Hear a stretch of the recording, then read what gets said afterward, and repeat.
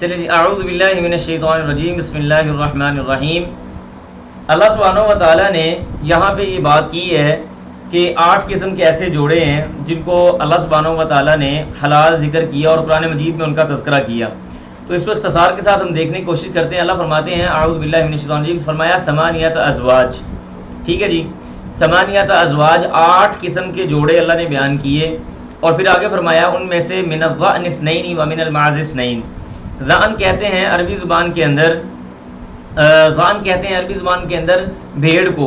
فرمایا کہ من الضأن بھیڑ میں سے اثنین 2 ہیں، ومن المعز اثنین اور بکری میں سے بھی 2 ہیں، یعنی بکری کے بھی جوڑے 2 اور بھیڑ کے جوڑے بھی 2۔ پھر اس کے بعد آگے اللہ فرماتے ہیں قل کہہ دیجئے اذکرین، کیا یہ دونوں نر کے مراد یہ ہے کہ یعنی ذکرین کہتے ہیں 2 نر سے مراد میل جوڑے آپ کہہ لیں۔ اللہ کہتے ہیں کیا یہ دونوں جو میل ہیں کیا یہ دونوں حرام ہیں، امل انثیین، یا کہ دونوں مادائیں حرام ہیں، یعنی دونوں فیمیل حرام ہیں، ام اشتملت علیہ ارحام الانثیین، یا وہ چیز جو مادہ کے پیٹ کے اندر موجود ہے، یعنی اس کے پیٹ کے اندر موجود بچہ وہ حرام ہے۔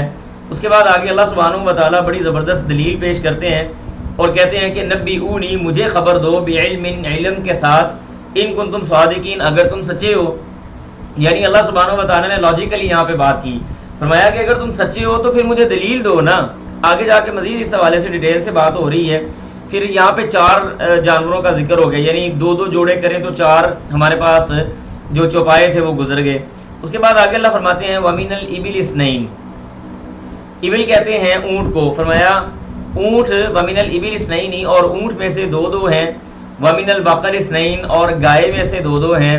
قل کہہ دیجئے اذکرین، کیا ان دونوں کے میل، ان دونوں کے نر، حرم وہ حرام ہے، ام الانثیین، یا کہ ان کی مادائیں حرام ہیں، ان کی فیمیل حرام ہے، ام اشتملت علیہ ارحام الانثیین، یا کہ وہ چیز حرام ہے جو کہ ان کے رحموں کے اندر، ان کے پیٹوں کے اندر موجود ہے، یعنی کیا وہ چیزیں حرام ہیں، لہٰذا ایسی کوئی بات موجود نہیں ہے۔ اس کے بعد اللہ کہتے ہیں یہاں پہ بھی ایک بڑی زبردست دلیل اللہ تعالیٰ نے سامنے رکھی، اور یہ دلیل پتہ کیسے ہے، یہ دلیل لاجیکلی بھی ہے اور عقل کے اعتبار سے بھی بالکل فٹ آتی ہے۔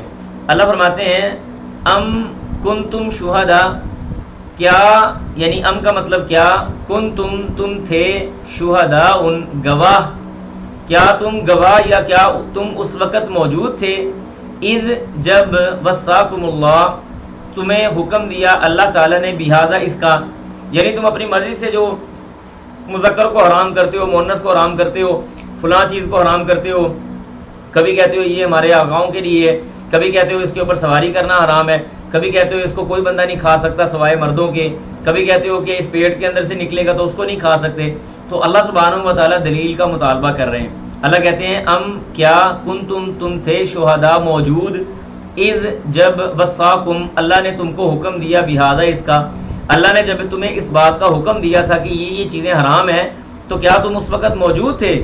پھر آگے اللہ فرماتے ہیں یقینی طور پہ اس کا جواب نہ میں ہے کہ ایسی کوئی بات نہیں تھی، یہ لوگ تب تو اللہ سبحانہ و تعالیٰ کے پاس موجود نہیں تھے، لہذا اللہ فرماتے ہیں فمن اظلم، کون بڑا ظالم ہے اس شخص سے، ممن افترا، جس نے جھوٹ باندھا، کس چیز پہ جھوٹ باندھا، علی اللہ، اللہ سبحانہ و تعالیٰ پر، کون بڑا ظالم ہے اس سے، اس افترا جس نے جھوٹ باندھا اللہ سبحانہ و تعالیٰ پر، کاذباً یعنی جھوٹ، اور جھوٹ باندھنے کی وجہ کیا ہے، لیضل، تاکہ وہ گمراہ کر دے، الناس لوگوں کو، بغیر علم، بغیر علم کے، ان اللہ بے شک اللہ تعالیٰ، لا یہدی نہیں وہ ہدایت دیتا، القوم الظالمین ظالم قوم کو۔ تو یہ بات ہمیں یہاں پہ سمجھنی چاہیے، اور اللہ سبحانہ و تعالیٰ نے بڑا بہترین قسم کا یہاں پہ جواب دیا۔ اس کے بعد آگے اللہ فرماتے ہیں قل کہہ دیجئے، لا اجد نہیں میں پاتا، فی ما اوحی جو میری طرف وحی کیا جاتا ہے، یعنی الیہ میری طرف، جو میری طرف وحی کیا گیا میں اس میں نہیں پاتا، کیا نہیں پاتا، محرمن کوئی چیز حرام، علی طعام کھانے پر، یطعمہ جو وہ کھاتے ہیں، یعنی جو وہ کھاتے ہیں وہ چیز میری طرف اللہ سبحانہ و تعالیٰ نے جو تلاوت کر کے بھیجی ہے، میں تو اس کے اندر کوئی حرام والی چیز نہیں پاتا۔ ہاں کچھ چیزیں ہیں جو حرام ہیں، وہ کون کون سی ہیں؟ فرمایا الا مگر ان یکونا جو کوئی ہے میتتن مردار، اور یہ سورۃ المائدہ کے اندر ہم لوگ پڑھ کے آئے ہیں کہ مردار حرام ہے۔ فرمایا میتتن جو کوئی مردار ہے، او دمن یا ایسا خون مسفوحا جو بہنے والا ہے، او لحم خنزیر یا خنزیر کا گوشت، فإنہ رجس وہ ناپاک ہے، او فسق یا وہ گناہ ہے، اور اسی طرح سے وہ چیز بھی حرام ہے احل لغیر اللہ بہ، احل اس کو حلال کیا گیا یا اس پہ نام لیا گیا لغیر اللہ اللہ سبحانہ و تعالیٰ کے علاوہ بھی اس کے ساتھ، یعنی اس کو ذبح کیا گیا اللہ سبحانہ و تعالیٰ کے حکم کے بغیر، اللہ سبحانہ و تعالیٰ کے نام لیے بغیر اور اللہ کے نام کے بغیر اس کو ذبح کیا ہے۔ ہاں ان کو کھانے کی صورتیں ہیں، وہ صورت کیا ہے؟ فرمایا فمن اضطر جو کوئی مجبور ہو جائے، غیر باغن بغیر کسی بغاوت کرنے کے، ولا عادن اور نہ ہی وہ اس چیز کا عادی ہو، یعنی اس کو بار بار وہ کرنے والا نہ ہو، فإن ربک پس بے شک تیرا رب غفور معاف کرنے والا ہے، رحیم رحم کرنے والا ہے۔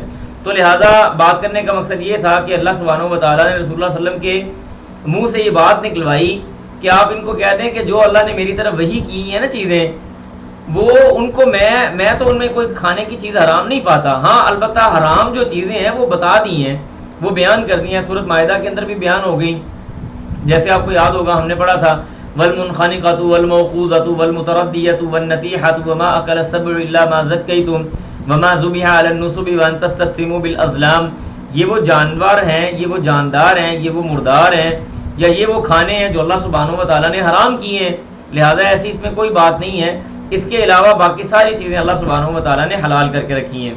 اس کے بعد آگے اللہ فرماتے ہیں وعلی الذین، اور وہ لوگ، یہاں پہ ایک بات نوٹ کیجئے گا کہ یہاں پہ وعلا کے ساتھ آیت شروع ہو رہی ہے، یہاں پہ آیت کے اندر سلائیڈ کے اندر غلطی ہے، تو اللہ فرماتے ہیں وعلا اور الذین ان لوگوں پر، ہادو جو یہودی ہوئے، یعنی یہودیوں کے اوپر اللہ کہتے ہیں حرمنا ہم نے حرام کیا تھا کل ذی ظفر ہر ناخن والا جانور، ناخن والے جتنے بھی جانور تھے وہ یہودیوں پہ حرام تھے، اور ناخن والے جانوروں سے مراد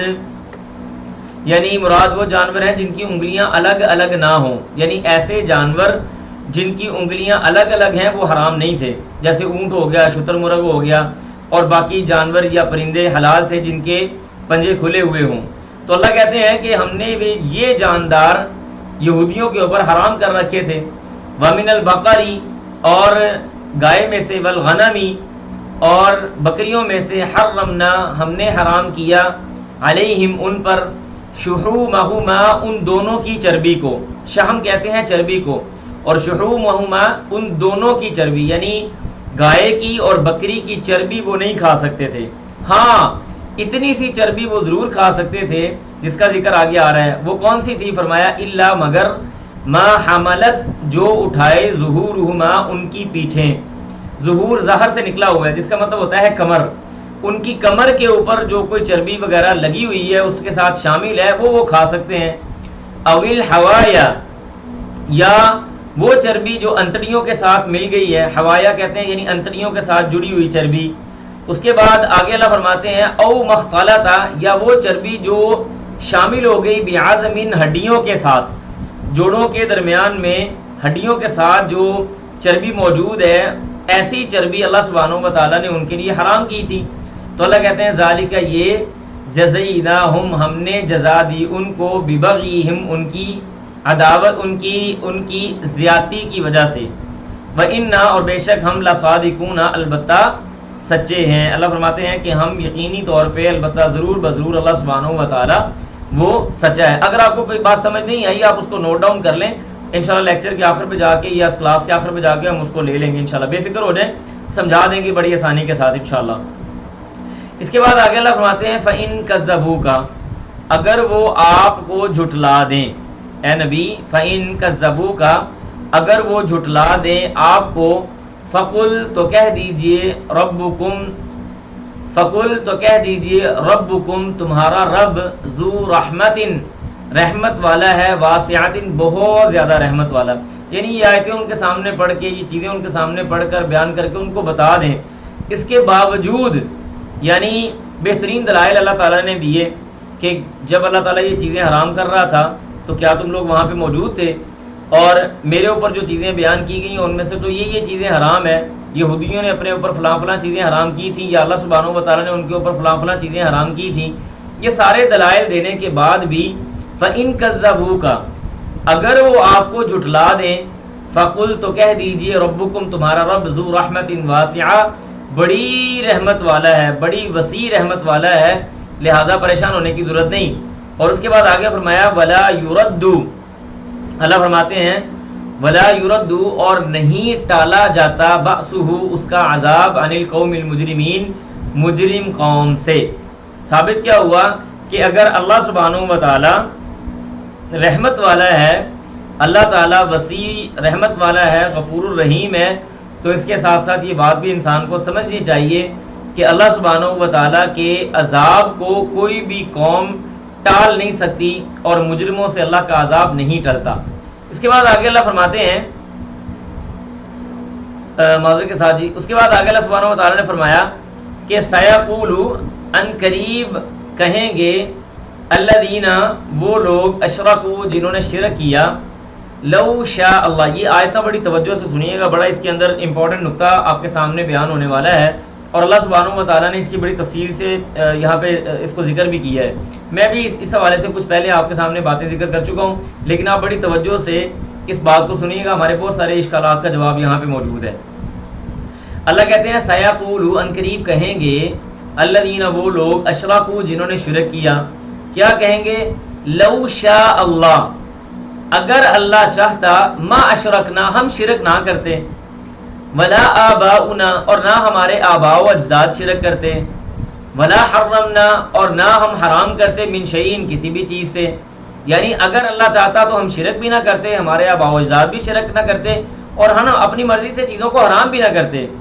اللہ کہتے ہیں کذالک، اسی طرح سے، کذب الذین، جھٹلا دیا ان لوگوں نے، من قبلہم، جو ان سے پہلے تھے، حتیٰ، یہاں تک کہ ذاقوا، انہوں نے چکھ لیا، بأسنا، ہمارے عذاب کو، یعنی جب ہمارا عذاب ان تک پہنچا، اس کے بعد ان کی آنکھیں کھلی اور ان کو سمجھ آئی کہ نہیں، وہ باتیں سچی تھی جو ہمارے سامنے موجود تھی۔ یہاں پہ یہ بات نوٹ کر لیں، یاد کر لیں، اللہ سبحانہ و تعالیٰ کی مشیت کی یا اللہ کے ارادے کی دو قسمیں ہوتی ہیں۔ ایک چیز یہ ہے کہ دنیا کے اندر جو بھی کام ہوتے جا رہے ہیں نا، یہ سارے اللہ سبحانہ و تعالیٰ کی اجازت کے ساتھ، مشیت کے ساتھ ہو رہے ہیں، یہ ہے اللہ کا ارادہ کونیہ۔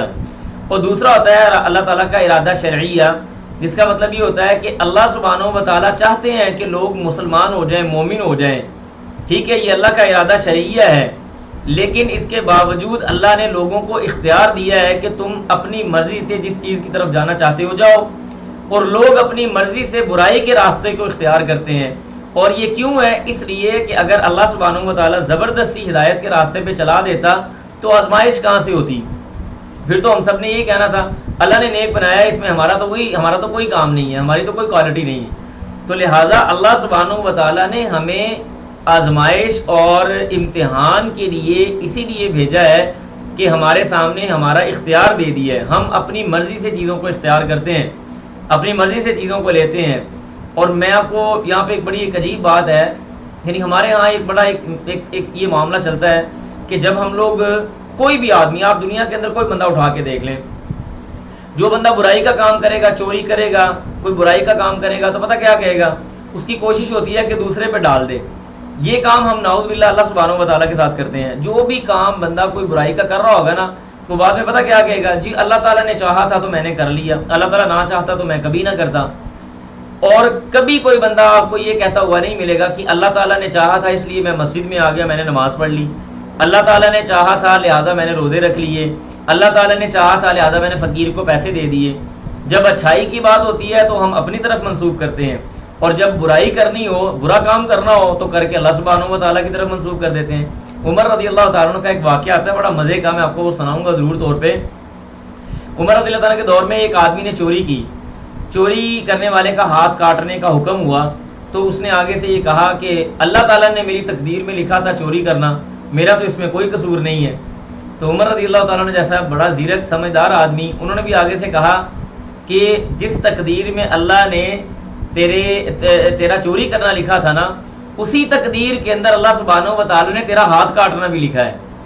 تو اس لیے تقدیر کو حجت بنانے کی ضرورت نہیں. یہ مشرکین مکہ تقدیر کو زبردستی حجت بنا کے سامنے کرتے. اللہ چاہتا تو ہم نہ کرتے. یعنی اللہ سبحانہ و تعالیٰ نعوذ باللہ تمہارے ساتھ خیر کا ارادہ نہیں کرتے کیا؟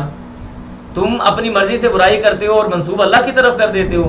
تو یہ بہت بری بات ہے. لہٰذا اللہ سبحانہ و تعالیٰ نے اس کا جواب یہاں پہ دے دیا. اس کے بعد اللہ کہتے ہیں قل کہہ دیجئے هل عندکم کیا تمہارے پاس علم ہے، من علم اس کے علم سے، کیا تمہارے پاس کوئی ایسا علم موجود ہے جو اللہ نے تمہیں علم دیا ہو، فتخرجوہ بس تم نکالو اس کو، لنا ہمارے لیے. تمہارے پاس ایسا کوئی علم موجود ہے تو اس کو نکال کے ہمارے سامنے رکھو. ان تتبعون نہیں تم پیروی کرتے، الا الظن مگر گمان کی، وان انتم اور نہیں ہو تم، الا مگر اللہ فرماتے ہیں تخرصون کیا کرنے والے، قیاس رائیاں کرنے والے، اپنے قیافے لگانے والے، اپنے اندازے لگانے والے. اپنی مرضی سے بیٹھ کے تم باتیں سوچتے ہو اور اس کے پیچھے چلنا شروع ہو جاتے ہو. ایسی کوئی بات نہیں ہے. اس کے بعد آگے اللہ فرماتے ہیں قل کہہ دیجئے فللہ پس اللہ ہی کے لیے ہے الحجۃ البالغہ، الحجہ دلیل، البالغہ پہنچی ہوئی. اللہ سبحانہ و تعالیٰ کے پاس حجت اور دلیل موجود ہے جو پہنچی ہوئی ہے. اور اللہ کی حجت کیا ہے؟ اللہ کی حجت یہ ہے کہ اللہ سبحانہ و تعالیٰ نے انبیاء بھیجے. اللہ کی حجت یہ ہے کہ اللہ سبحانہ و تعالیٰ نے قرآن کو نازل کیا. اللہ کی حجت یہ ہے کہ اللہ سبحانہ و تعالیٰ نے رسولوں کی شکل میں اسوہ حسنہ اور نمونے بنا کے بھیجے. لہٰذا اللہ نے اتمام حجت کر دی. اگر اس کے بغیر اللہ تعالیٰ دنیا میں لوگوں کو بھیج دیتا اور قیامت کے دن کھڑا کرتا تو لوگوں نے اٹھ کے کہنا تھا یا اللہ تو نے کون سا ہمارے پاس کوئی قاصد یا رسول بھیجا تھا جس کو دیکھ کے ہم تیری پیروی کر لیتے. اللہ کہتے ہیں فللہ الحجۃ البالغہ، اللہ ہی کے لیے ہے کون سی چیز؟ پہنچی ہوئی مہلت. فلو شاء پس اگر وہ چاہتا لہداکم البتہ وہ تم کو ہدایت دے دیتا اجمعین سب کے سب کو. تو اللہ سبحانہ و تعالیٰ یہ اللہ کا ارادہ شرعیہ ہے کہ اگر تم اللہ کی طرف آنے کی کوشش نہیں کرتے، تگودو نہیں کرتے، اس کی تڑپ نہیں رکھتے، تو اللہ سبحانہ و تعالیٰ کو بھی کوئی ضرورت نہیں پڑی کہ تمہیں گھر بیٹھ کے ہدایت دے دے. ہدایت کے لیے نکلنا پڑتا ہے، کوشش کرنی پڑتی ہے، اس کے بعد آپ کو ہدایت ملتی ہے.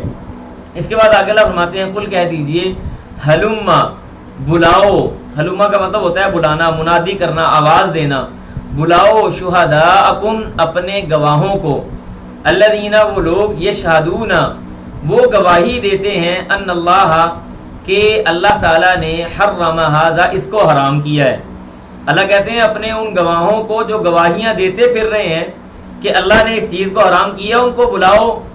فَإِن شَهِدُوا اگر وہ گواہی دے دیں، یعنی یہ ساری باتیں کرنے کے باوجود آپ مشرکین مکہ کو دعوت دیں، ان کو بلائیں کہ تم یہ کہتے ہو کہ اللہ نے یہ چیزیں حرام کی ہیں، تو بتاؤ اللہ نے یہ چیزیں حرام کی ہیں.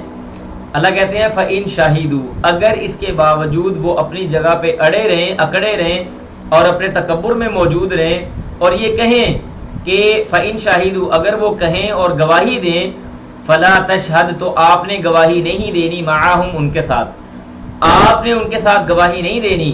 وَلَا تَتَّبِعْ اور نہ آپ پیروی کریں احواء خواہشات کی، الذین ان لوگوں کے کذبوا انہوں نے جھٹلایا بآیاتنا ہماری نشانیوں کو، والذین اور ان لوگوں کی لا یؤمنون وہ نہیں ایمان رکھتے بالآخرتی آخرت پر، وہم اور وہ بربہم رب کے ساتھ یعدلون برابری کرتے ہیں.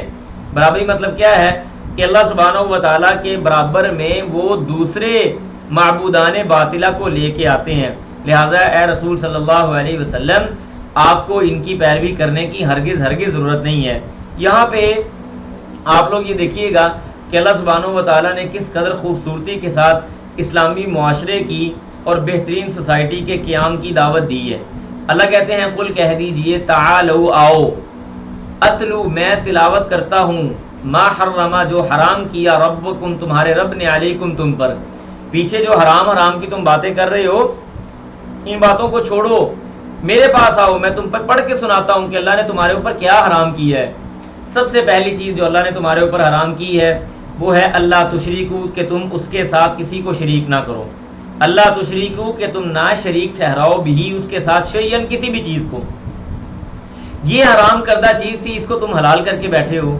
نمبر 2 فرمایا وبالوالدین احسانا اور تم نے والدین کے ساتھ حسن سلوک کرنا ہے.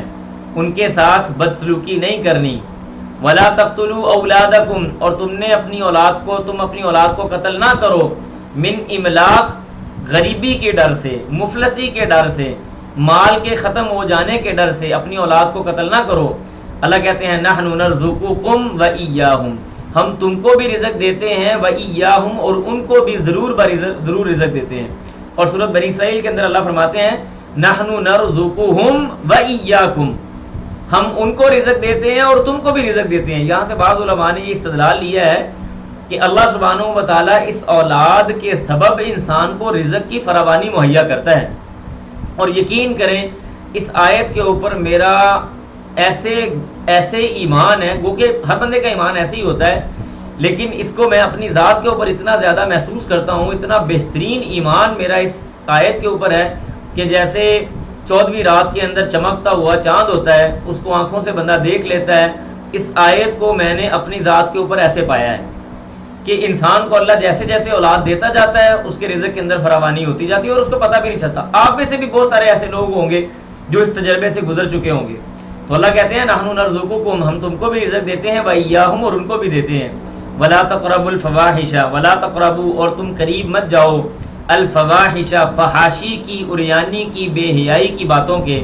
کون سی باتیں؟ ما ظہر منہا، جو ظاہری طور پہ ہیں ان میں سے، وما بطن، اور جو چھپی ہوئی ہیں.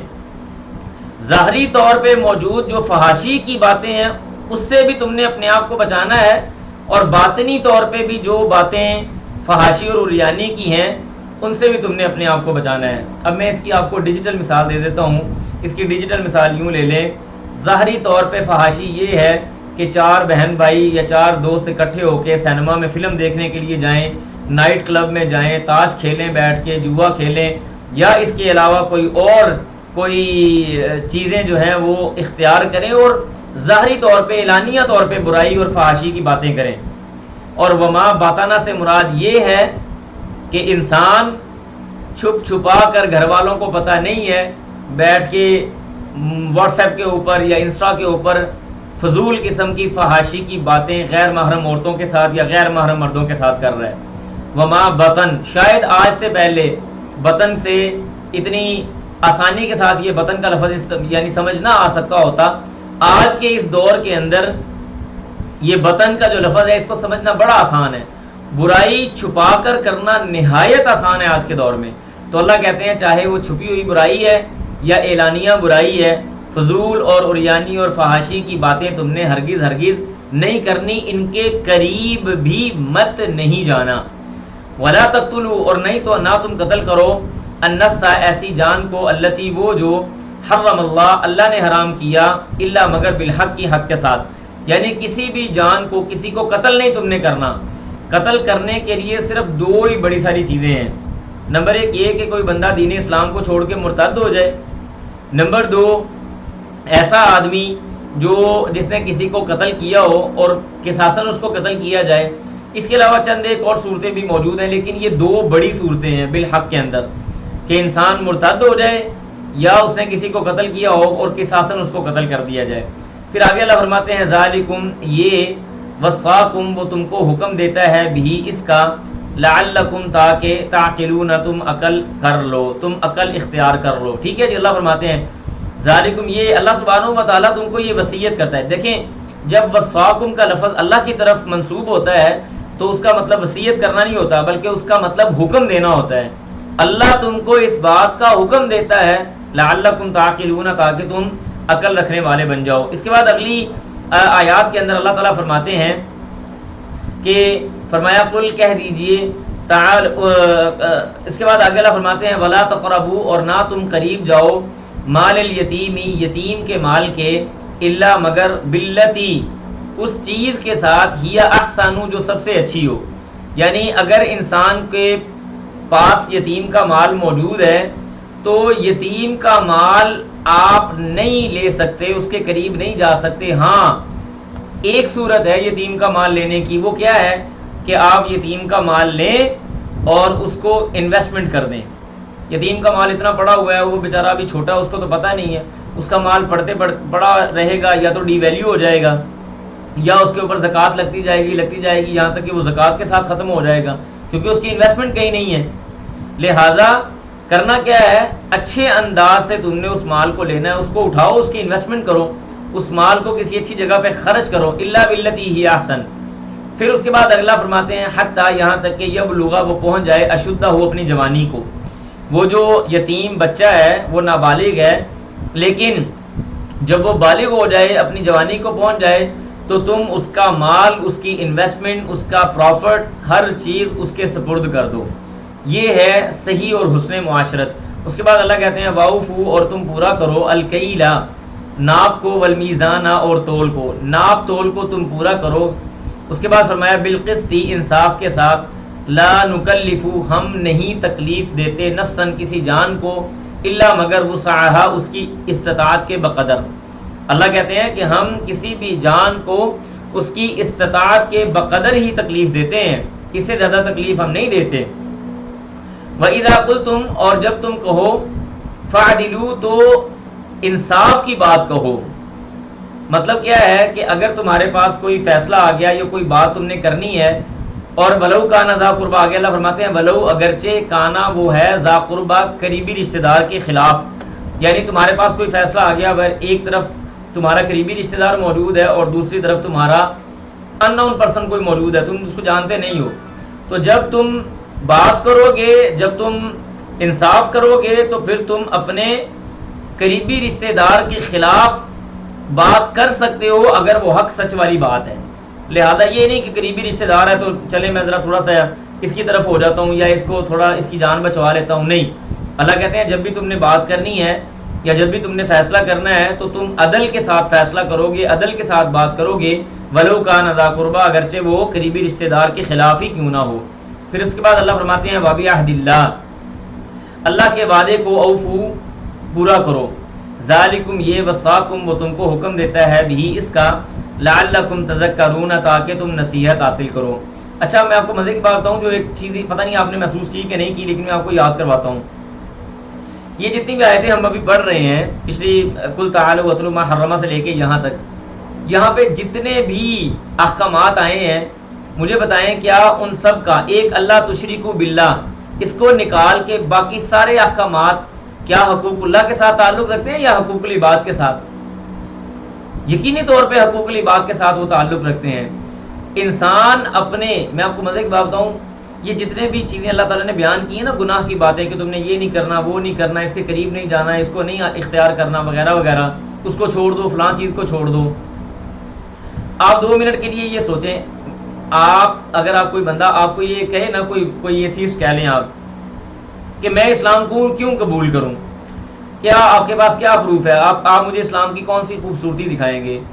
آپ یہ اسلام کی خوبصورتی اس بندے کے سامنے پیش کریں کہ جناب یہ اسلام، اگر یہ آپ سے وہ اشکال یہ پیش کر دے، یہ چند دن پہلے ہماری ایک جگہ بحث بھی ہوئی کہ جی اسلام ہی دین فطرت کیوں ہے، اس بات کی کیا دلیل ہے کہ اسلام دین فطرت ہے، تو آپ یہ دلیل اس کو دیں۔ پتہ کیسے؟ آپ نے یہ نہیں کہنا کہ یہ دیکھو قرآن میں یہ لکھا، نہیں، اسے کہیں کہ جناب 1 منٹ کے لیے سوچیں کہ نہ تو آپ مسلمان ہیں، نہ آپ کافر ہیں، آپ کچھ بھی نہیں ہیں، آپ ایک انسان ہیں جس کا کسی چیز پہ کوئی بلیو نہیں ہے۔ مثال کے طور پہ آپ ملحد ہی کیوں نہیں ہیں؟ آپ غیر مسلم یا ملحد ہونے کے باوجود یہ کبھی نہیں چاہیں گے کہ آپ کی ماں بہن کے ساتھ کوئی بندہ زنا کرے، آپ کبھی یہ نہیں چاہیں گے کہ آپ کے ساتھ کوئی بندہ وعدہ خلافی کرے، آپ کبھی یہ نہیں چاہیں گے کہ آپ کا مال کوئی بندہ ناحق کھا جائے، آپ کبھی یہ نہیں چاہیں گے کہ آپ کو کوئی بندہ قتل کر دے، آپ کبھی یہ نہیں چاہیں گے کہ آپ کے ساتھ کوئی بندہ وعدہ خلافی کرے۔ تو یہ سارے کام اگر آپ یہ چاہتے ہیں کہ آپ کے ساتھ ہوں تو آپ بتائیں، وہ یقینی طور پہ یہی کہے گا نہیں میں بالکل بھی یہ نہیں چاہوں گا کہ میرے ساتھ یہ سارے معاملات ہوں یا میرے ساتھ یہ سارے کام ہوں۔ تو ہم کہیں گے اللہ سبحانہ و تعالیٰ نے اسی فطرت کے ساتھ ہمیں پیدا کیا ہے، ہم یہ نہیں چاہتے کہ یہ کام ہمارے ساتھ ہوں، لہٰذا اللہ نے اسی ہماری فطرت کو ہی ہمارے لیے دین بنا دیا ہے۔ ہم جو گناہ کرتے ہیں یہ اپنی فطرت سے جنگ کر کے کرتے ہیں، ہماری فطرت اس بات کا تقاضا ہرگز نہیں کرتی۔ اگر میری فطرت اس بات کا تقاضا کرتی ہوتی تو میں یہ ضرور چاہتا کہ کوئی بندہ مجھے دھوکہ دے، میں یہ ضرور چاہتا کہ میرے ساتھ کوئی بندہ جھوٹ بولے، میں یہ ضرور چاہتا کہ کوئی بندہ میرا مال کھائے۔ جب میں اپنی ذات کے لیے یہ چیز نہیں چاہتا تو سوسائٹی کے لیے میں کیوں چاہوں گا؟ اللہ نے انسان کی ذات کے اندر یہ چیزیں مینوفیکچرنگ فطرت اللہ التی فطر الناس علیہا کے طور پہ دین اسلام کو فطرت کے طور پہ ہمارے جسم کے اندر انسٹال کر دیا ہے، میں یہ برائیاں نہیں چاہتا، لہٰذا اللہ سبحانہ و تعالیٰ نے کہا کہ یہی وہ چیزیں ہیں جو تمہارے لیے عبادت ہیں، یہی وہ چیزیں ہیں جو تمہارے لیے حقوق العباد ہیں، یہی وہ چیزیں ہیں جو تمہاری سوسائٹی کو خوبصورت اور اچھا کریں گی۔ ہم برائی کر رہے ہیں اس فطرت سے نکل کے، اس کو چھوڑ کے۔ تو یہ بہت خوبصورت قسم کا لاجیکلی آپ اس کو جواب دے سکتے ہیں انشاءاللہ باذن اللہ، اگر آپ کو یہ سمجھ آ گیا ہو، ٹھیک ہے جی۔ اس کے بعد آگے اللہ فرماتے ہیں وَأَنَّ هَذَا، اور یہ کہ یہ صراطی میرا راستہ ہے، مستقیما سیدھا، فَاتَّبِعُوهُ پس تم اسی کی پیروی کرو، وَلَا تَتَّبِعُوا اور نہ تم پیروی کرو، سُبُلَ راستوں کی، فَتَفَرَّقَ وہ تم کو جدا جدا کر دیں گے، بکم تم کو، عن سبیلہ اس راستے سے۔ یہ جو آیت ہے نا، اس آیت کی تفسیر کے اندر ایک حدیث آپ کو بیان کرتا ہوں۔ رسول اللہ صلی اللہ علیہ وآلہ وسلم ایک دن بیٹھے تھے ایسے صحابہ کے درمیان میں، تو آپ علیہ الصلوۃ والسلام نے ایک لائن کھینچی ایسے زمین پہ، سیدھی لائن کھینچی۔ سیدھی لائن کھینچنے کے بعد اللہ کے رسول نے دو لائنیں، فَلْيَخُطُّ خَطَّيْنِ إِلَى الْيَمِينِ ثُمَّ لْيَخُطُّ خَطَّيْنِ إِلَى الشِّمَالِ، دو لائنیں دائیں جانب اور دو لائنیں بائیں جانب رسول اللہ صلی اللہ علیہ وسلم نے کھینچی، اور درمیان والی جو سیدھی لائن تھی نا، اس پہ انگلی رکھ کے آپ نے فرمایا ان ھذا صراطی مستقیما فاتبعوہ ولا تتبعوا السبل فتفرق بکم عن سبیلی، یہ میری طرف آنے والا سیدھا راستہ ہے، تم نے اس کی پیروی کرنی ہے، اور یہ جو ٹیڑھے میڑھے خطیں سائڈ پہ جو لائنیں لگائی ہوئی ہیں، ان راستوں کی پیروی نہیں کرنی، اگر تم ان پہ چلے گئے تو یہ تم کو میرے راستے سے دور کر دیں گے۔ پھر آگے اللہ فرماتے ہیں ذالکم یہ وصاکم تم کو وہ حکم دیتا ہے بھی اسی کا، لعلکم تتقون تاکہ تم متقی بن جاؤ، تاکہ تم پرہیزگار بن جاؤ۔ تو یہ اللہ سبحانہ و تعالیٰ نے یہاں پہ آیات ذکر فرمائی۔ اس کے بعد آگے اللہ کہتے ہیں ثم پھر آتینا ہم نے دیا موسیٰ علیہ السلام کو الکتاب کتاب، تماما جو مکمل کرنے والی تھی، علی الذی ان لوگوں پر، احسنا جو نیکی کرنے والے ہیں، یعنی ہم نے موسیٰ کو ایسی کتاب دی جو مکمل تھی، ہماری نعمت کو مکمل کرنے والی تھی، کن لوگوں پر؟ ان لوگوں پر جو نیکی کرنے والے ہیں، وتفصیلاً اور وہ تفصیل بیان کرنے والی تھی، لکل شیء ہر چیز کے لیے، وہدن اور وہ ہدایت تھی، ورحمتن اور رحمت تھی، لعلہم تاکہ وہ بلقاء ربہم اپنے رب کی ملاقات کے ساتھ یؤمنون ایمان لے آئیں۔ اللہ فرماتے ہیں کہ ہم نے موسیٰ علیہ السلام کو تورات دی، وہ تورات ہماری نعمت کو نیکی کرنے والے لوگوں پر مکمل کرنے والی اور تفصیل سے ہر چیز کو بیان کرنے والی تھی، اور ہدایت بھی تھی، رحمت بھی تھی۔ مقصد کیا تھا، سبب کیا تھا، وجہ کیا تھی؟ لعلہم بلقاء ربہم یؤمنون تاکہ وہ لوگ ہماری ملاقات کے ساتھ یا اپنے رب کی ملاقات کے ساتھ ایمان لے آئیں، اس کو ماننے والے ہو جائیں۔ اس کے بعد آگے اللہ فرماتے ہیں وہذا کتاب، اور یہ وہ کتاب ہے، انزلناہ ہم نے نازل کیا اس کتاب کو، یعنی پہلے تورات کا تذکرہ ہوا، اب آگے قرآن مجید کا تذکرہ ہو رہا ہے۔ یاد رکھیں کہ قرآن مجید تورات سے زیادہ برکت والی کتاب ہے، کیسے میں وہ آگے جا کے آپ کو بتاتا ہوں۔ اللہ کہتے ہیں وہذا اور یہ کتاب ہے، انزلناہ اس کو نازل کیا ہم نے، مبارکن بابرکت کتاب۔ کیسے بابرکت ہے؟ نمبر 1 دیکھیں، تورات صرف اور صرف بنی اسرائیل کے لیے نازل ہوئی، قرآن مجید قیامت تک آنے والے لوگوں کے لیے نازل ہوا، یہ قرآن مجید کی برکت ہے۔ نمبر 1 تورات کی حفاظت کی ذمہ داری اللہ سبحانہ و تعالیٰ نے نہیں لی، جبکہ قرآن مجید کی حفاظت کی ذمہ داری اللہ سبحانہ و تعالیٰ نے لی ہے، یہ قرآن کی برکت ہے۔ تورات صرف اور صرف تورات جو تھی، اللہ آپ کا بھلا کرے، اس کے یہ لکھی ہوئی صورت میں نازل ہوئی، اور اس کے باوجود یہ تورات محفوظ نہیں رہ سکی، تورات کے اندر تحریف ہو گئی، لیکن قرآن مجید لکھی ہوئی صورت میں نازل نہیں ہوا، اس کے باوجود اللہ سبحانہ و تعالیٰ نے اس کو تحریف سے محفوظ رکھا ہے، تو یہ قرآن مجید کی برکت ہے۔ اور اسی طرح سے اور دیگر اس کے اندر برکت کی بہت ساری چیزیں موجود ہیں۔ تو اللہ کہتے ہیں وہذا اور یہ کتاب انزلناہ ہم نے اس کو نازل کیا، مبارکن بابرکت بنا کر، فاتبعوہ لہذا اسی کی پیروی کرو، تم پیروی کرو اس کتاب کی، واتقوا اور ڈر جاؤ، لعلکم تاکہ ترحمون تمہارے اوپر رحم کیا جائے، اللہ سے تقوی اختیار کرو تاکہ تمہارے اوپر رحم کیا جائے۔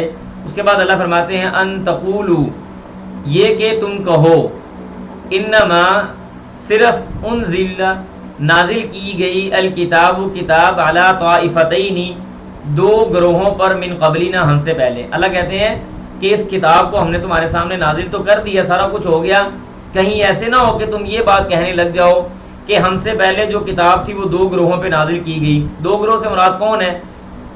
بنی اسرائیل یعنی تورات نازل کی گئی موسیٰ علیہ السلام پہ, اور انجیل نازل کی گئی عیسیٰ علیہ السلام پہ, یعنی یہودیوں پہ تورات نازل کی گئی اور عیسائیوں پہ انجیل نازل کی گئی. تم ایسی باتیں نہ کرنے لگ جانا کہ کتاب تو ہم سے پہلے دو لوگوں کے, دو گروہوں کے اوپر ہی نازل کی گئی ہے. وَإِن كُنَّا عَن دِرَاسَتِهِمْ وَإِن اور یہ کہ كُنَّا ہم تھے عن دِرَاسَتِهِمْ اس کے پڑھنے پر, اس کے پڑھنے پڑھانے پر لغافلین البتہ غافل. تو ایسی بات بھی تم نے نہیں کرنی. اس کے بعد آگے اللہ کہتے ہیں او یا تقولو تم کہو لو انا کہ کاش انا انزل علینا کہ ہمارے اوپر نازل کی جاتی الکتاب کتاب لکننا تو البتہ ضرور ہم ہو جاتے اہدا زیادہ ہدایت والے منہم ان سے. یعنی تم نے نہ تو یہ بات کرنی ہے کہ ہم سے پہلے دو گروہوں پہ کتاب نازل ہوئی, ہمارے اوپر تو کچھ بھی نازل نہیں ہوا, یا تم یہ کہنے لگ جاؤ کہ اگر ہمارے اوپر کتاب نازل ہوتی تو ہم زیادہ ہدایت والے ہو جاتے منہم ان سے. پھر آگے اللہ کہتے ہیں فقد پس تحقیق جاءکم آ گئی تمہارے پاس بینۃ واضح دلیل من ربکم تمہارے رب کی طرف سے, وہدن اور ہدایت, ورحمتن اور رحمت. یہ ساری چیزیں قرآن مجید کا خاصہ ہیں. اللہ کی طرف سے بینہ بھی ہے, دلیل بھی ہے, اللہ کی طرف سے ہدایت بھی ہے, اللہ کی طرف سے رحمت بھی ہے. تو لہٰذا اللہ کہتے ہیں کہ یہ ساری چیز یہ قرآن مجید میں نے تمہارے پاس تمہارے سامنے نازل کر دیا ہے. پھر آگے فرمایا, اس کے بعد آگے اللہ فرماتے ہیں فمن اظلم کون بڑا ظالم ہے ممن اس سے کذبا اس نے جھٹلایا بآیات اللہ اللہ کی آیات کو, وصدفا اور کجروی کی, یعنی اس کو آپ یوں سمجھ رہے ہیں نظر انداز کرنا, وصدفا کسی چیز کو اگنور کرنا. صادفہ کا مطلب سادہ آپ کی آج کی جو ہماری زبان چلتی ہے اس کے مطابق صادفہ کا مطلب ہوتا ہے کنارہ کشی اختیار کرنا, ایک سائیڈ پہ ہو جانا, نظر انداز کرنا, اگنور کرنا. اللہ کہتے ہیں کہ اس بندے سے بڑھ کر ظالم کون ہو سکتا ہے جو اللہ کی آیتوں کو نظر انداز کر دے, وصدف عنہا اور اس سے کجروی اختیار کر لے, یعنی اس کو اگنور کر دے. اللہ فرماتے ہیں سنجزی عن قریب ہم جزا دیں گے, منہ موڑ لینا جی بالکل ایسے ہی ہے, سنجزی عن قریب ہم جزا دیں گے الذین ان لوگوں کو یصدفون جو منہ موڑ لیتے ہیں یا اگنور کرتے ہیں یا نظر انداز کر دیتے ہیں عن آیاتنا ہماری آیتوں سے, سوء العذابی نہایت برا عذاب, کس وجہ سے بما کانوا یصدفون جو وہ منہ موڑ رہے تھے. دوسری جگہ پہ اللہ نے فرمایا سورۃ سجدہ کے اندر اللہ فرماتے ہیں کہ ومن اظلم ممن ذکر بآیات ربہ ثم اعرض عنها انا من المجرمین منتقمون. اللہ کہتے ہیں ومن اظلم ممن ذکر بآیات ربہ, ایسے آدمی سے بڑھ کر ظالم اور کون ہوگا جس کے سامنے ہماری آیتیں پڑھی جائیں, ثم اعرض عنها اس کے بعد وہ اس سے اعراض کر لے. اللہ کہتے ہیں انا من المجرمین منتقمون, یہ ایسے مجرم لوگ ہیں کہ کل قیامت کے دن ہم ان سے ضرور بضرور انتقام لیں گے, ان سے بڑا سخت قسم کا انتقام اللہ تعالیٰ کہتے ہیں کہ ہم لیں گے. اس کے بعد آگے اللہ فرماتے ہیں هل ينظرون کیا وہ انتظار کر رہے ہیں کس بات کا, اللہ نہیں وہ سوری یہاں پہ ہم کریں گے نہیں کا مطلب, کیا سوالیہ کے بعد اگر اللہ آ جائے تو اس کا مطلب ہم نہیں کے معنی میں کرتے ہوتے ہیں. اللہ فرماتے ہیں حل نہیں ینظرون وہ انتظار کر رہے الا مگر ان تأتیہم الملائکۃ کہ آ جائے ان کے پاس فرشتے آ جائیں, او یأتیا یا آ جائے ربک تیرا رب, او یأتیا یا آ جائے بعض آیات ربک تیرے رب کی چند نشانیاں, تیرے رب کی بعض نشانیاں, یعنی ان کے پاس فرشتہ آ جائے یا ان کے پاس تیرا رب آ جائے یا تیرے رب کی طرف سے کچھ نشانیاں ان کے پاس آ جائیں, وہ صرف اور صرف اسی انتظار میں بیٹھے ہیں. پھر آگے اللہ فرماتے ہیں یوم جس دن یاتی آ گئی بعض آیات ربک تیرے رب کی چند نشانیاں, لا ینفع نہیں فائدہ دے گا نفسن کسی جان کو ایمانها ان کا ایمان. یہاں پہ یاد رکھیں کہ انسان کے ایمان لانے کا کوئی فائدہ نہیں ہوتا چند کنڈیشنز کے اندر. یہ کنڈیشنز آپ نوٹ کر لیں. نمبر 1 یہ، جیسے حدیث کے اندر آتا ہے، رسول اللہ صلی اللہ علیہ وسلم نے فرمایا جب سورج مغرب سے طلوع ہوگا تو اللہ تعالیٰ توبہ کا دروازہ بند کر دیں گے. انسان کے ایمان کا فائدہ اس کو نہیں ہوگا جب سورج مغرب سے طلوع ہو گیا، نمبر 1. نمبر 2، جب انسان کی جان اس گلے کے اندر آ جائے، یعنی اس کے اوپر سکرات الموت طاری ہو جائیں، موت سے چند منٹ پہلے نہیں بلکہ جب اس کے اوپر موت کی سختیاں شروع ہو جائیں، ایسی صورت میں بھی اگر کوئی بندہ ایمان لائے گا، توبہ کرے گا، تو اس کو اس کی توبہ کا، اس کے ایمان کا کوئی فائدہ نہیں. نمبر 3، نبی علیہ السلام نے فرمایا کہ جب دجال، دابت الارض، یہ لوگ جب آ جائیں گے، یعنی بڑے بڑے فتنوں کا ظہور شروع ہو جائے گا، تو ایسی صورت میں بھی انسان کے ایمان کا اس کو کوئی فائدہ نہیں ہوگا. تو لہٰذا یہ چند ایک قسمیں ہیں ایمان کے فائدہ نہ ہونے کے حوالے سے. انہی کا تذکرہ اللہ سبحانہ وتعالیٰ نے اجمالاً یہاں پہ کیا ہے کہ یہ لوگ تب تک ایمان نہیں لائیں گے جب تک ان کے پاس اللہ کی کچھ نہ کچھ نشانی نہ آ جائے، اور اگر اللہ کی نشانی جس دن ان کے پاس آ گئی اس دن ان کے ایمان کا ان کو کوئی فائدہ نہیں. لم تکن آمنت من قبل، اللہ کہیں گے لم تکن، نہیں تھے تم، آمنت ایمان والے، من قبل اس سے پہلے، او کسبت، یا انہوں نے کمایا، فی ایمانیہا، اپنے اس ایمان سے، خیرن، کوئی خیر. ٹھیک ہے جی. اللہ فرماتے ہیں کہ تم نہ تو اس سے پہلے ایمان والے تھے اور نہ ہی تمہارے ایمانوں نے اس سے پہلے کسی قسم کی کوئی خیر اور بھلائی کو کمایا ہے. قل، کہہ دیجئے، انتظروا، تم انتظار کرو، انا، بے شک میں، منتظرون، انتظار کرنے والوں میں سے ہوں. میں بھی انتظار کرتا ہوں، تم بھی انتظار کرو. دیکھیں گے جب قیامت قائم ہوگی، جب انسان مر کے اٹھائے جائیں گے، جب اللہ کے سامنے لے جائے جائیں گے، تو کون حق کے اوپر ہے، کون باطل کے اوپر ہے. یہ باتیں انشاءاللہ باذن اللہ اس دن کھل کر سامنے آ جائیں گی. اس کے بعد آگے اللہ فرماتے ہیں ان الذین، بے شک وہ لوگ، فرقوا، جنہوں نے تفرقہ بازی کی، جنہوں نے فرقے بنائے، دینہم، ان کے دین کا، اس کے دین میں. ٹھیک ہے جی، اپنے دین میں بلکہ آپ کہہ لیں. فرمایا ان الذین، بے شک وہ لوگ، فرقوا، انہوں نے فرقے بنا ڈالے، تفرقہ کیا، دینہم، اپنے دین کے اندر، وکانوا، اور وہ تھے، شیعاً، گروہ گروہ، یعنی وہ چھوٹے چھوٹے ٹکڑوں میں تقسیم ہو گئے، گروہ در گروہ ہو گئے. یہاں پہ میں آپ کو ایک بات بتاؤں، یہ جو تفرقہ ہوتا ہے نا، تفرقہ ڈالنا یا فرقہ بندی کرنا یا گروہ بندی کرنا، یہ صرف اور صرف ایک چیز میں نہیں ہے، صرف دین کے اندر نہیں ہے، بلکہ ہر وہ چیز جو آپ کے، ہر وہ چیز جو انسان کو جدا جدا کرے اور ان کے اندر تفرقہ ڈالے، مسلمانوں کے اندر فرقہ بندی اور گروہ بندی کر دے، وہ شریعت کے اندر ناجائز ہے. ہمارے ہاں فرقہ بندی کا لفظ صرف مسلکی فرقے کے اوپر استعمال ہوتا ہے، دینی یا مذہبی جماعتوں کے لیے یہ فرقہ استعمال ہوتا ہے. جناب آپ یہ بات ذہن سے نکال دیں کہ ہمارے ہاں آج کل سیاسی طور پہ بھی فرقہ بندی ہیں، علاقائی طور پہ بھی فرقہ بندی ہیں، لسانی طور کے اوپر بھی فرقہ بندی ہیں. فرقہ کس کو کہتے ہیں؟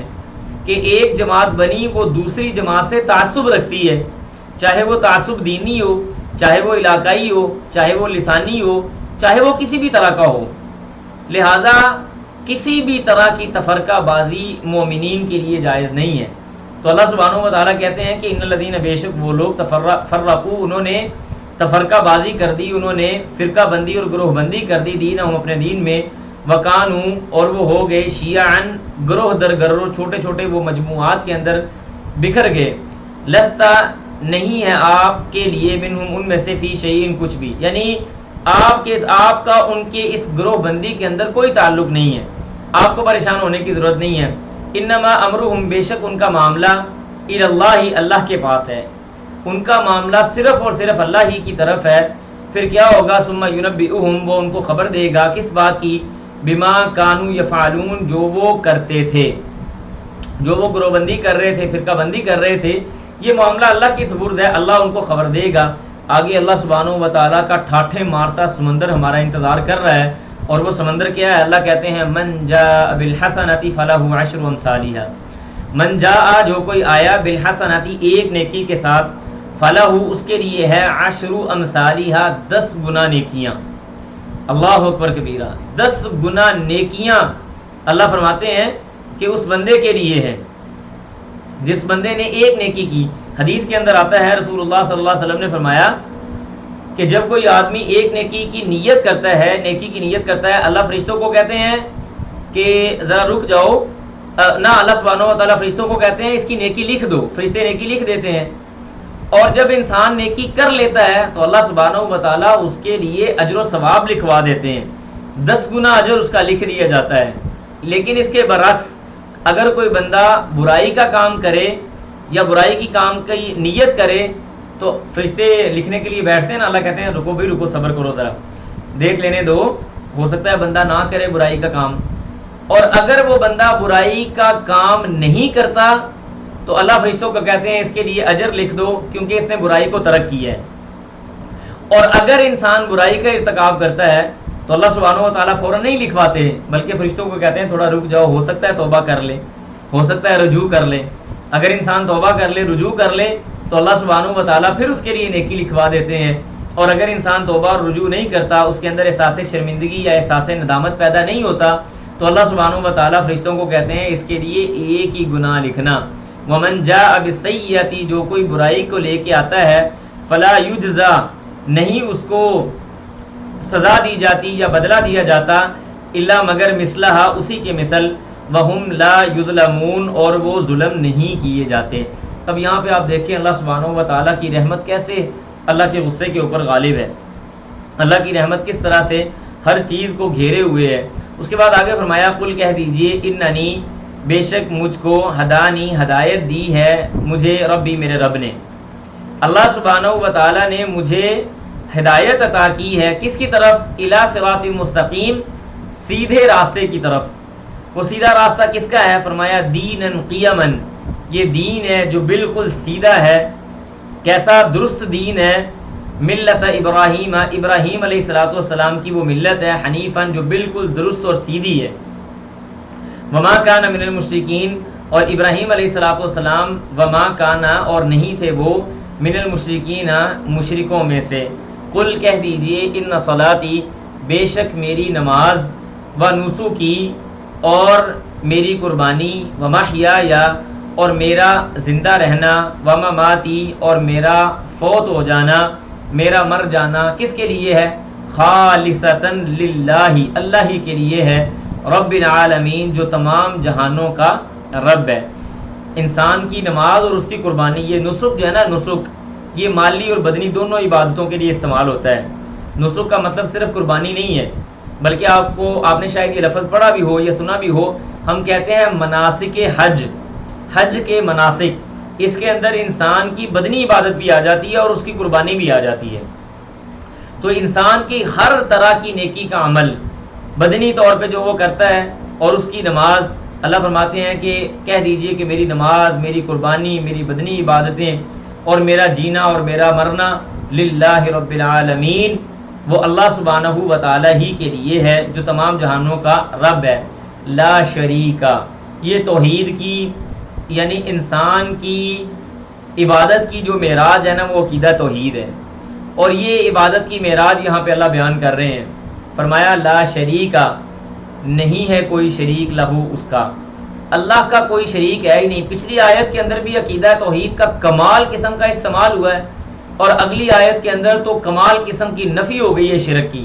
فرمایا لا شریکا، کوئی شریک نہیں ہے، لہو، اس کا، وبذالک، اور اسی کے ساتھ ہی امرت، میں حکم دیا گیا ہوں، وانا اول المسلمین، اور میں سب سے پہلا مسلمان ہوں.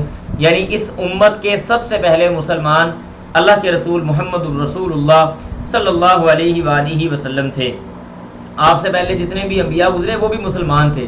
سماکم المسلمین، اللہ کہتے ہیں ہم نے تمہارا نام مسلمان رکھا ہے. اور اس طرح سے ان انبیاء کے بارے میں بھی آتا ہے کہ اللہ سبحانہ و تعالیٰ نے ان کو مسلمان بنایا. مسلمان کا اصل میں مطلب پتہ کیا ہے؟ حکم کو ماننے والا، سر تسلیم خم کرنے والا. اس کو لاجک سمجھ آیا ہے، لاجک سمجھ نہیں آیا، اللہ کا حکم آ گیا لہذا اس نے آنکھیں بند کر کے اپنے سر کو جھکا دیا، اس کو مسلمان کہتے ہیں. تو پہلے جو انبیاء تھے وہ سارے کے سارے مسلمان تھے، اور اس امت کے جو سب سے پہلے مسلمان تھے وہ اللہ کے رسول صلی اللہ علیہ وآلہ وسلم تھے. اس کے بعد فرمایا قل کہہ دیجئے اغیر اللہ، کیا اللہ کے علاوہ ابغی، میں چاہتا ہوں، ربن، کوئی رب، یعنی ان ساری چیزوں کے بعد میں اللہ کے علاوہ کسی اور کو اپنا رب چاہوں گا. وَهُوَ رب، وہ تو رب ہے، کل شیء، ہر چیز کا۔ اللہ ہر چیز کو پالنے والا، بنانے والا ہے، اس کو پوسنے والا ہے، اس کی پرورش کرنے والا ہے، اس کی نشو و نما کرنے والا ہے۔ سمندروں کے اندر موجود یہ مچھلیاں پتہ نہیں کتنے کتنے ہزار ٹن گوشت ایک دن کا کھاتی ہیں، ان کو کون پہنچاتا ہے؟ وہ اللہ سبحانہ و تعالیٰ دیتا ہے۔ پتھروں کے اندر موجود کیڑے مکوڑے جن کو ہم اپنی آنکھوں سے دیکھ نہیں سکتے، اللہ سبحانہ و تعالیٰ ان کو بھی رزق مہیا کرتا ہے۔ وہ بیکٹیریاز، وہ جراثیم، وہ وائرسز جن کو آنکھوں سے دیکھنا ناممکن ہے لیکن ان کی زندگی ہے اور اللہ ان کی خوراک ان کو مہیا کرتا ہے، وہ جس طرح سے مرضی کرے۔ یہ رب ہے آپ کا اور میرا۔ اس کے بعد آگے اللہ فرماتے ہیں ولا تکسبو، اور نہیں کمایا کسی بھی، ولا تکسبو، اور نہیں کماتی، کل نفس، ہر کوئی جان، الا علیہا، مگر وہ اسی کے اوپر ہے، یعنی جس آدمی نے، جس نفس نے جو عمل کیے ہیں وہ اسی کے حق میں ہیں۔ ولا تازرو، اور نہیں کوئی اٹھائے گا، وزرن، بوجھ، یعنی اٹھانے والا، کوئی بوجھ اٹھانے والا بوجھ نہیں اٹھائے گا، وزر اخرى، دوسرے آدمی کے بوجھ کو، کوئی انسان دوسرے آدمی کے بوجھ کو نہیں اٹھائے گا۔ ثم، پھر، الی ربکم، تم اپنے رب کی طرف، مرجعکم، تم لوٹائے جاؤ گے، جب تم اللہ کے سامنے لوٹائے جاؤ گے تو ہوگا کیا؟ فینبئکم، وہ تم کو خبر دے گا، بما، اس چیز کی، کنتم، جس کے بارے میں تھے، فیہ، اس میں، تختلفون، تم اختلاف کرتے، جس چیز کے بارے میں تم اختلاف کرتے تھے اللہ سبحانہ و تعالیٰ تمہیں کل قیامت کے دن اس کے بارے میں خبر دے گا۔ وَهُوَ الَّذِي، اور اللہ وہ ذات ہے، جَعَلَكُمْ، اس نے بنایا تم کو، خلائف، خلیفے، الارض، زمین میں، اللہ نے تمہیں زمین میں خلیفہ بنایا۔ اللہ کے خلیفے سے کیا مراد ہے؟ اللہ کے خلیفے سے یہ مراد نہیں ہے کہ آپ زمین پہ رب بن گئے ہیں۔ اللہ کے خلیفے سے مراد یہ ہے کہ اللہ نے اپنے حکم کا نفاذ کرنے کے لیے تمہیں دنیا میں بھیجا تھا، اور اللہ کے حکم کا نفاذ کیا تھا؟ شیطان نے انکار کیا، تم نے اقرار کرنا ہے۔ شیطان نے اللہ کی عبادت چھوڑ دی، تم نے اللہ کی عبادت کرنی ہے۔ شیطان نے تمہارے ساتھ دشمنی اختیار کر لی، تم نے اس کو اپنا دشمن بنا کے اس کے مخالف کام کرنا ہے، نیکیاں اختیار کرنی ہیں، اچھائیاں اختیار کرنی ہیں۔ یہ خلائفہ یا خلیفۃ الارض کا مقصد تھا، دنیا کے اندر عقیدہ توحید کو لے کے آنا، اعلاء کلمت اللہ کرنا، اللہ کے کلمے کو بلند کرنا، اللہ کے دین کی سربلندی کے لیے کام کرنا۔ کیوں؟ شیطان اللہ کے دین کو ختم کرنے کے لیے کام کر رہا ہے، تم نے اس کے برخلاف کام کرنا ہے۔ یہ خلیفۃ الارض کا مقصد تھا۔ ہم دنیا میں آ کے مال کے اندر، جاہ و جلال کے اندر، عہدے اور منصب کے اندر گم ہو گئے، اور آج ہمارا حال بھی وہی ہو گیا۔ تو اللہ کہتے ہیں ورفع، اور اللہ نے کیا کیا؟ ورفع، اور اس نے بلند کیا، بعضکم فوق بعض، بعضکم، تمہارے بعض کو، فوق بعض، بعض پر، یعنی اللہ نے ایک دوسرے کے اوپر تمہیں ترجیح دی ہے، یوں سمجھ لیں اللہ نے ایک دوسرے کے اوپر تمہیں فوقیت دی ہے۔ کوئی آدمی یونیورسٹی کے اندر لیکچرار یا پروفیسر ہے، اسی یونیورسٹی کے اندر ایک بندہ کینٹین پہ کام کر رہا ہے، اسی یونیورسٹی کے اندر ایک بندہ ایڈمن بلاک میں بیٹھا ہوا ہے، اور اسی ادارے کے اندر ایک آدمی وہاں پہ خاک روب کا کام کر رہا ہے۔ تو ذالک فضل اللہ یؤتیہ من یشاء، یہ اللہ سبحانہ و تعالیٰ کی طرف سے دیا گیا فضل ہے، اور یہ اللہ کی تقسیم ہے۔ لہذا اللہ کہتے ہیں ہم نے ایک دوسرے میں سے تم کو بلند کیا۔ کیسے بلند کیا؟ وہ علم کے اعتبار سے بھی، وہ عمل کے اعتبار سے بھی، وہ مال کے اعتبار سے بھی، وہ جاہ و جلال کے اعتبار سے بھی، وہ عہدے اور منصب کے اعتبار سے بھی۔ ٹھیک ہے جی، تو اللہ سبحانہ و تعالیٰ یہ بات کہتے ہیں۔ اس کے بعد آگے اللہ فرمایا فوق ورفع بعضکم فوق بعض درجات، درجات کے اعتبار سے، کس لیے؟ وجہ کیا تھی؟ لیبلوکم، تاکہ وہ تم کو آزمائے، کس حوالے سے؟ فیما آتاکم، جو اس نے تم کو دیا۔ ان ربک، بے شک تمہارا رب، سریع العقاب، عن قریب یا بڑی جلدی کے ساتھ اللہ سبحانہ و تعالی تمہاری پکڑ کرنے والا ہے۔ عقاب کا مطلب ہے سزا دینے والا، تمہاری پکڑ کرنے والا۔ یاد رکھیں انسان سے اس کو دیے گئے علم، دیے گئے مال، دیے گئے منصب کے حوالے سے ہی اللہ سبحانہ و تعالیٰ پوچھے گا۔ کسی کو زیادہ علم دیا تھا اس کی پوچھ بھی زیادہ ہوگی، کسی کو کم علم دیا تھا اس کی پوچھ بھی کم ہوگی، کسی کو اللہ نے عہدہ بڑا دیا تھا اللہ اس سے بڑے عہدے کے مطابق پوچھیں گے، کسی کو مال زیادہ دیا تھا اس کو اس کی مال کے مطابق پوچھیں گے، اور اللہ بڑی جلدی سزا دینے والا ہے، پکڑنے والا ہے۔ وَإِنَّهُ، اور بے شک وہ، لغفور، البتہ غفور ہے، رحیم، رحم کرنے والا ہے۔ اس کے بعد آگے سورۃ الاعراف ہمارے پاس شروع ہو رہی ہے، تو انشاءاللہ باذن اللہ میرا خیال ہے کہ ہم اپنا یہ والا جو صفحہ ہے سورۃ الاعراف کا یہ اگلے ہفتے کے اوپر منتقل کر لیں انشاءاللہ باذن اللہ۔ کیا آپ لوگ میری اس بات سے اتفاق کرتے ہیں کہ ہم یہ والا جو اپنا پیج ہے، کیونکہ کنیکشن میرے پاس ابھی بھی